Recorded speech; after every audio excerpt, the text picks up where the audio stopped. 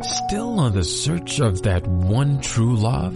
On the limbo in this crazy world of dating, marriage, relationships? Well, listen to the Golden State Media Concepts Relationship Podcast, your one-stop podcast for everything about relationships.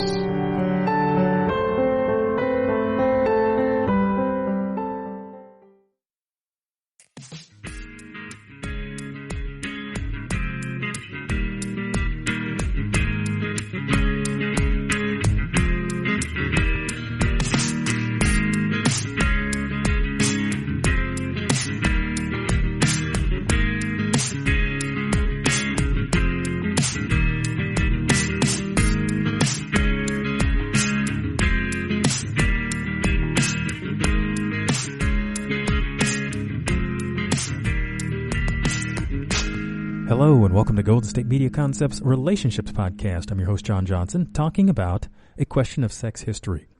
Now, the reason for the title is I want to bring up this topic of conversation in a way that allows us to feel very comfortable about talking about sex. Quite often, and I remember this when I was thinking about dating, you didn't want to bring up the sex question, especially being a guy, because what it implied was that that's all that I was interested in.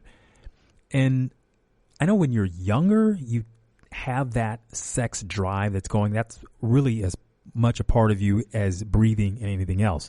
We have to learn to manage it and be respectful about it. But the idea of the question of sex history, this is a topic that I want people to be in conversation about, your own sexual history. In as much as the person you're talking to may have a lot to say, this is more about the discovery that you need to make. At least when you're in the conversation, you can't say that you didn't ask and that you're trying to find out what you can about this other person. And I'm going to get to the gist of this because of there's information that people have that they're not just going to volunteer. And it could be because of it could be embarrassing just to say it without being prompted. And sometimes you have to draw people out in order to get information. And there's lots of things that happen in the mind. Some people just blank out on parts of their history, and they're not just going to think of it to come up with it. There are others who have in their minds that, hey, I've taken care of certain things and I don't need to bring them up anymore. And a lot of things are like that. And I'll give you an example of something. And my perception of this was altered because I was talking to a health professional. And let me explain. I was discussing the HPV, which is human papillomavirus. Many, many, many, many people have this. In fact, most of the population actually has some form of this. And what happens is the body contracts the virus, the body fights it, and it suppresses it. So the question becomes, if you've had an outbreak of, let's say, herpes, do you feel that that is something that you have to tell someone or not? Now, my first impression was, yeah, I would volunteer that information without even being asked because it just seems like the thing to do. Now, and having discovered, like I say, there's this alternate conversation. I'm just bringing this up for you to think about. I had a conversation with a medical health professional, and it was because of the scope of the number of people that actually have it, it makes it very common. So, do I need to disclose that, let's say theoretically, that I had herpes if I did? And, well, it was of the opinion of this person that no, you don't, because everybody has it. And for some people, the question then becomes, okay, well, why wouldn't I just automatically disclose that? And when you think a little more deeply about the herpes virus itself and that fact that it is so prevalent, it's like saying, okay, have you ever had a cold? Well, no. I mean, yeah, herpes and a cold is different, but follow the thinking here. It is so common that to talk about it is it's an interesting conversation. But if we don't really understand how this particular virus works, then the people that have it, we might think less of them, or that they did something so terrible that they were inflicted with this thing. And it doesn't happen that way. Yes, it is sexually transmitted.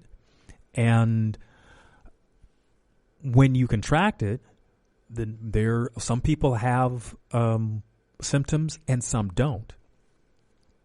And given that the body works on fighting this particular infection, and that infection being, say, for example, trichomonas or herpes, one of the amazing things is that the body will fight this on its own without you even knowing. And you just go on about your day and your antibodies take over and it will suppress it. So you may have an outbreak and the body's mechanism of maintaining this then takes over. It suppresses it.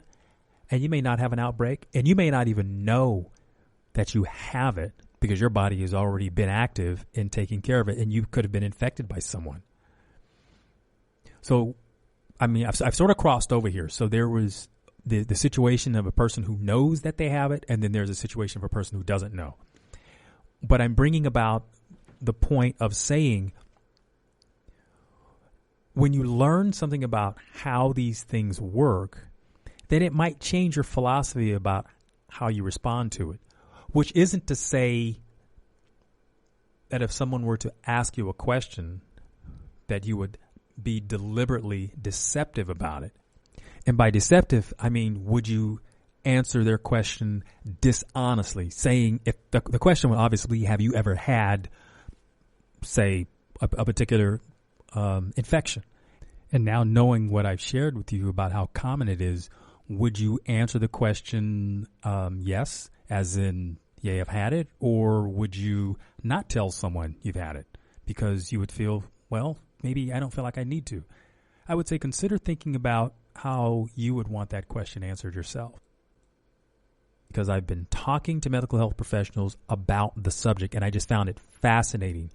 And there is a wealth of information on the internet. You can go on YouTube and pull up things about sexually transmitted diseases, things that I didn't, that I was totally unaware of. And again, as I was saying, when it comes to the philosophy of do you tell or do you not tell, I don't believe in withholding information, because it goes to the place of, if you don't want people to know, then don't do it. But if you do something and there's something that comes of it, people will know. It's just one of those things that I have learned, and I believe in it. So if you ask me, I'm going to tell you. If you don't ask me, I might not tell you. But it's probably because I don't think of it to say. I don't remember it. But if you ask me, then I'm going to tell you. So here's an example of something, and I know my audience of women listeners who's out there, I hope that you're taking notes, because here is something that is vitally important in terms of the information and how it happens. There are infections that men themselves may contract.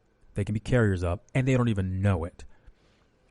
Trichomonas is one of those kinds of infections that guys do not necessarily have to have visible symptoms. And because of that, they may not know they have it. They could have had a partner ages ago, and I'm talking literally years ago. And what happens is they contract it. There may be some irritation, something that they really don't explain. And then because the body mobilizes itself to fight the infection, it suppresses it. And then the guy doesn't think any more about it because he's not necessarily having any symptoms. But yet your relationship with the man comes along, and maybe not even right away, but let's say maybe 3-4 months into the relationship, you are having some itching or some sort of discharge. You go to your doctor and you find out, wow, you have trichomonas, and your partner has been telling you that he's been absolutely faithful. You now question his integrity. This happens more often than you realize. I'm going to talk about this some more right after this break. Stay tuned. The GSMC Sex Podcast is a show that examines all aspects of sexuality, from physical to emotional to spiritual. Join our hosts as they discuss age-old questions, common misconceptions, and the latest topics surrounding sex. They'll tackle topics about sexuality from the complicated to the hilarious and everything in between. GSMC Sex Podcast is your show for all of your questions about sex, even some you might not have thought of yet. Download the GSMC Sex Podcast on iTunes, Stitcher, SoundCloud, Google Play, or anywhere you can find podcasts. Just type GSMC in the search bar.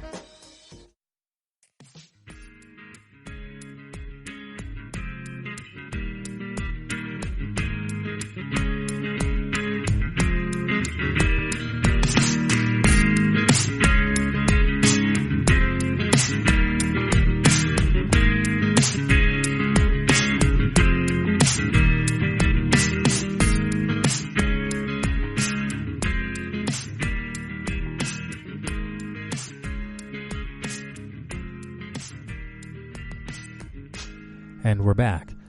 To recap, I'm talking about a question of sex history. So I was using an illustration of a guy has trichomonas, and he's not had any symptoms that he knows of.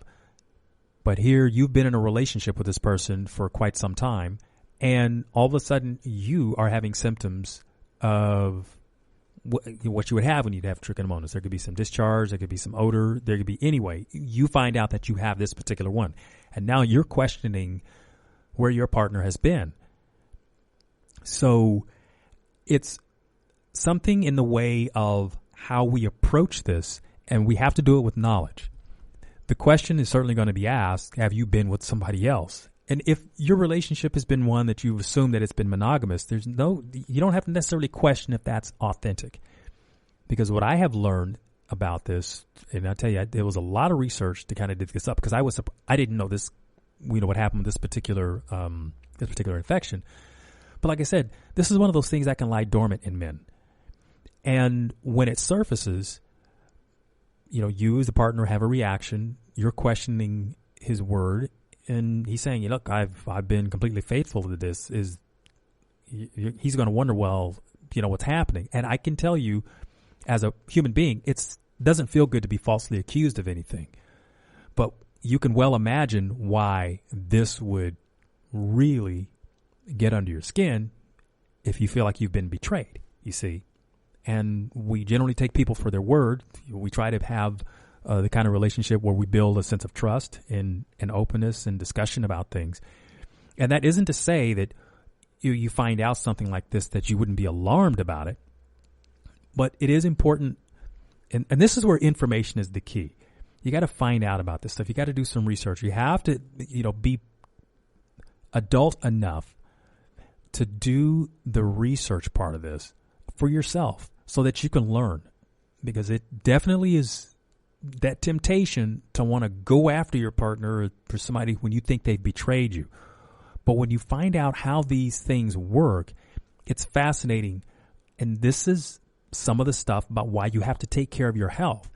It also goes back to the part of when we're talking about why, what safe sex practices are. There's condoms and even, and I'm not a big fan of necessarily saying abstinence, but you can see where when you start getting the guilt about having contracted this stuff, you start saying, wow, boy, if I had never done anything, then, this wouldn't happen. Well, you don't beat yourself up too bad. Being sexual is part of being human, but, being abstinent is okay too. I'm for whatever you feel comfortable doing. But again, don't let guilt run you. Let knowledge be part of this whole conversation for you, so that when you're in conversation with a partner, if you find out, there's some deception going on, at least be in the conversation and listen to what they have to say. What I can tell you is, I'm a guy. I can imagine being asked a question like this and not really having a good answer. And when you're dealing with an angry partner, you don't necessarily want to add fuel to that. You really want to diffuse this and And that can be a really, really difficult place to be in. I mean, imagine this, a person being falsely accused, yet they have to explain why something is when they don't even know it. I can imagine we've all been there. So this is one of the reasons why you take a step back, do a little thinking, get some information. And so I want to pick up on that, about how something like this can lie dormant and then it surfaces. Herpes is the exact same thing. You could have an outbreak at some point in time in your life.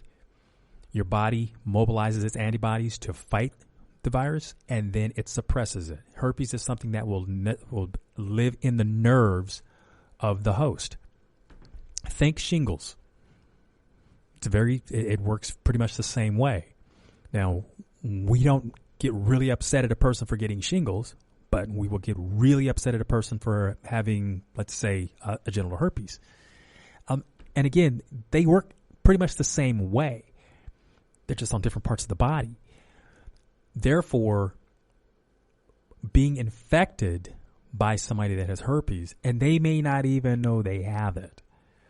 Now, there are antiviral drugs that people can take, acyclovir being one. I mean, I've read up about this. So acyclovir being one that people take, and it helps the body knock down something like the herpes virus or viruses, really quick. So if there's been an outbreak, then the person knows it. And I think anybody who has had something like genital herpes, you need to know you should not be having sex while you are having an outbreak, because that is when it is likely to be spread. You have to know that. So you need to abstain from sex. And you also need to educate yourself as to how this works so that you can protect your partner. And I honestly feel like if you have an outbreak, you owe it to your partner to tell them what's going on. You can't hide something and you really shouldn't want to hide something like that.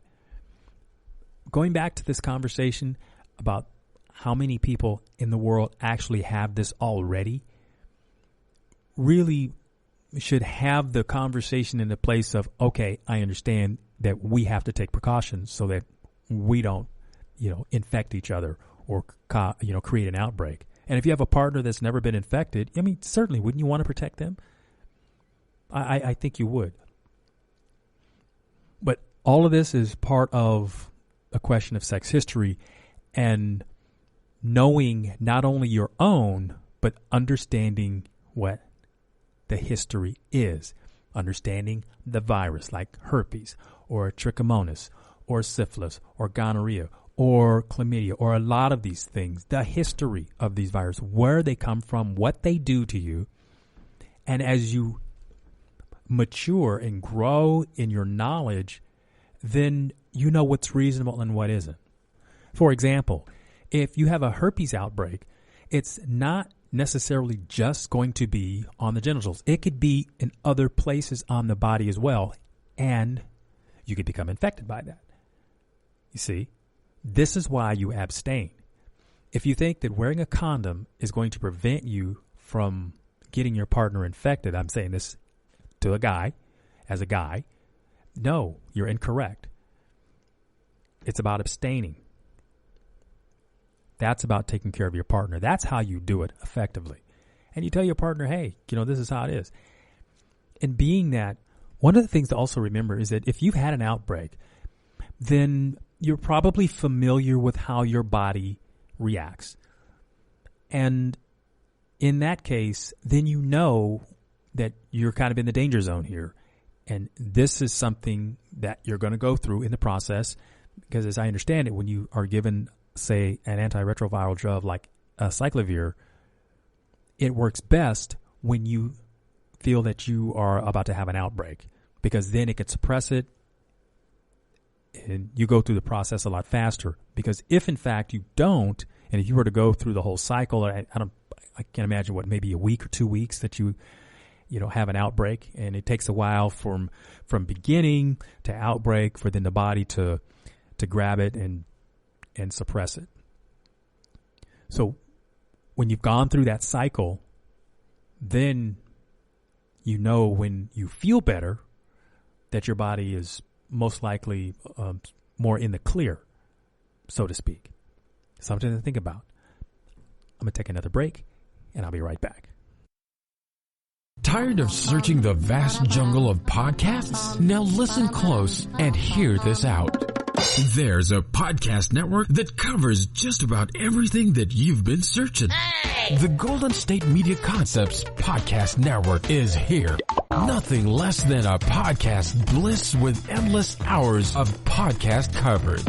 From news, sports, music, fashion, cooking, entertainment, fantasy, football, and so much more. So stop lurking around and go straight out to the Golden State Media Concepts Podcast Network. Guaranteed to fill that podcast itch. Whatever it may be. Visit us at www.gsmcpodcast.com. Follow us on Facebook and Twitter and download us on iTunes, SoundCloud, and Google Play.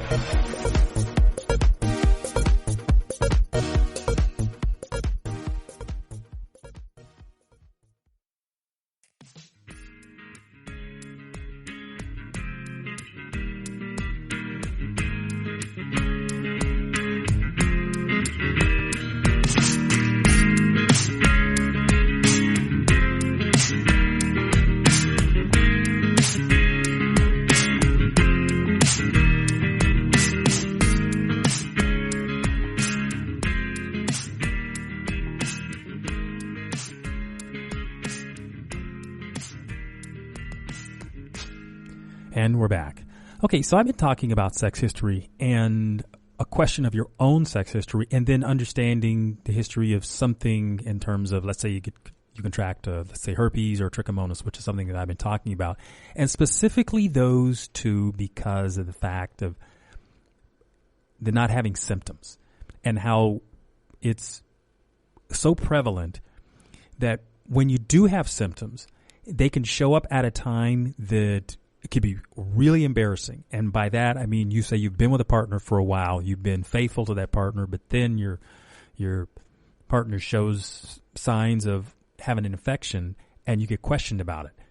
So invariably, these things can really put the relationship at a strain and call into question your integrity.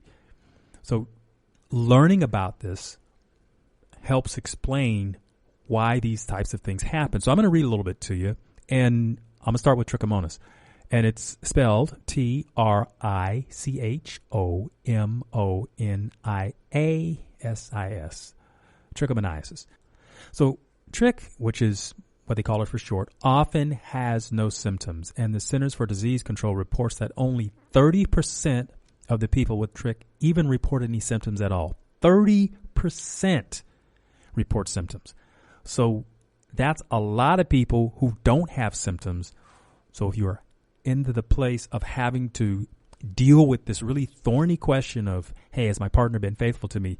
Understand, 30% report having symptoms. So the other 70% don't. And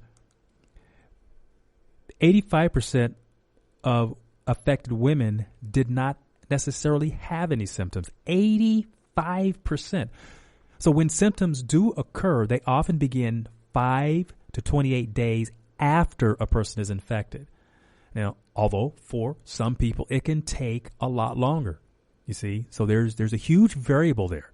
Now, in women, some of the common symptoms are vaginal discharge, which can be white, gray, yellow, or green, and usually a frothy with an unpleasant smell. So there could be vaginal spotting or bleeding. There could be genital burning or itching, redness or swelling, even a frequent urge to urinate. And, the frequent urge to urinate, that could be bladder infections too. So there could be a number of things that could cause that. But this is one of those symptoms. And there could be pain during urination or sexual intercourse. Now, that's for women. Now, in men, some of the most common symptoms. Now, see, these are the most common symptoms. There could be a discharge from the urethra. It could be burning during urination or after ejaculation, or an urge to urinate frequently. Now, that last one for men, the urge to urinate frequently, that can be a really interesting symptom for men who have a prostate issue. So, guys, if one of the things and hey, women, this is something that you might want to share with your guy. That could be an underlying cause of the frequent need to get up in the middle of the night and urinate. Now, there are a lot of other variables here, but I'm just throwing out this idea so that if you've never been in that conversation, I mean, you may go to your doctor, and I'm talking to guys, you may go to your doctor, get a what they call a prostate exam, and it may or may not really determine that you have an issue. So what they will do is they'll give you a blood test, and they'll check your PSA, your prostate-specific antigen, and if your numbers are still in the safe zone, then it could be something else. And this is actually something now, like I said, I did a little research here, and this is something I actually talked to my own physician about, because I said, well, you have guys out there who may be affected with this and don't even realize it. And I says, and what are doctors doing to determine if they have it? Because generally, when you have that frequent urge to urinate, what do? They run a bunch of tests, and they might come up with answers, and they may not. So it made me think about the conversation that we have from time to time about safe sex and why. This is something that I hadn't thought about before, but it came about because I was doing research for another topic, and this one I thought was fascinating. We've heard about herpes because it's something that's talked about quite a bit, but this particular one, trichomonas, isn't something that, as common as it is, it was still interesting to me that when I talked to people about it, they didn't know a lot about it. And it sort of bears itself out when, as I read to you, the statistics about the number of people who even have symptoms. So there's obviously reasons for practicing safe sex, and it isn't about being preachy, but there are consequences when you don't. And when you don't ask questions, when you don't take care of yourself, when you don't have some sort of due diligence. And unfortunately, you pay a price for being ignorant. This is just one of the things that shows up. And there are obviously others that are a lot more scary than this. And, you can get treated for it. So if you have the symptoms and you get checked, yes, there's something they can do for you. So you don't want to ignore symptoms. Go see your doctor. But just for your information, I'm going to share a little bit more about this. What causes trichomonas? And it's for the science people who are interested in this, trick is caused by a one-celled protozoan organism called Trichomonas vaginalis, and it travels from person to person through genital contact during sex. Now, in women, the organism causes an infection in the vagina, urethra, or both. And in men, the infection happens in the urethra. Now, once the infection begins, it can be easily spread through unprotected genital contact. Now, be clear in understanding that it can happen from woman to woman if there's contact between their sexual regions. Yes, so it's not just men to women and women to men. It can be woman to woman. So it's not spread through normal physical contact such as hugging or kissing or sharing dishes or sitting on a toilet seat. And it can't be spread through sexual contact that doesn't involve the genitals. Now, that little fact I explained about it can happen from woman to woman contact. Therefore, women, you need to know this. Your risk of infection can increase due to having multiple sexual partners, having a history of other sexually transmitted infections, and previous trichomonas infections, sex without a condom. Now, symptoms of trichomonas are similar to those of other STIs, and it can't be diagnosed by symptoms alone. That's why you have to see a doctor. And here's the interesting thing. Again, do your research. That's how I learned a lot of this stuff. The medications that you would take for trichomonas are different than other antibiotics. So there's an antibiotic that they prescribe for it, and it's called, I think metronidazole, and tinidazole is another one. Most people are used to taking, the penicillin type antibiotics. Well, it doesn't work for this one. That's why those two antibiotics, metronidazole and tinidazole, are the ones that they prescribe for something like this. So therefore, that's another reason why we have to be wise about our choices, because if we're not, there is a price to pay. Now, this is not about condemnation or punishment of anyone. This is about education. So think of it in those terms. Because the one thing that I'm not is preachy about anyone. I am not here to be condescending. I'm really here to educate and to encourage people to look out for themselves, take care of themselves and their partners. That's what I'm about. Look, there's obviously more that I could say about this, but my time is about over for this podcast. I will put together some other facts and, consider making another podcast and add to this body of information. But at this point, I want to say thank you for listening to the Golden State Media Concepts Relationships Podcast. And it's a question of sex history.